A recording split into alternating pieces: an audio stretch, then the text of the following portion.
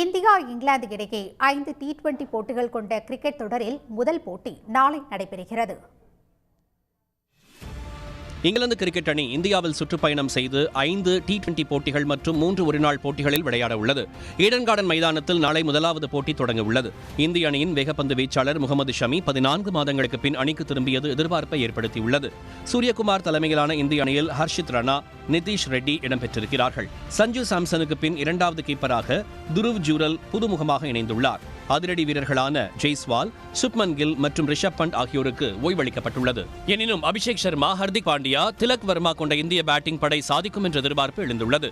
Jos Buttler தலைமையிலான இங்கிலாந்து அணியில் இளம் வீரர் ஜேக்கப் பெத்தேல் பலரது கவனத்தையும் ஈர்த்துள்ளார். கடந்த ஆண்டு மேற்கிந்திய தீவுகளுக்கு எதிரான ஒருநாள் தொடரில் இடம்பெற்ற 21 வயதான ஜேக்கப் பெத்தேல் 7 T20 போட்டிகளில் 2 அரை சதங்கள் அடித்திருக்கிறார். இந்த தொடரின் இரண்டாவது T20 போட்டி சென்னை சேப்பக்கத்தில் வரும் ஜனவரி 25ஆம் தேதி நடைபெறவுள்ளது ரசிகர்களிடையே எதிர்பார்ப்பை ஏற்படுத்தியுள்ளது.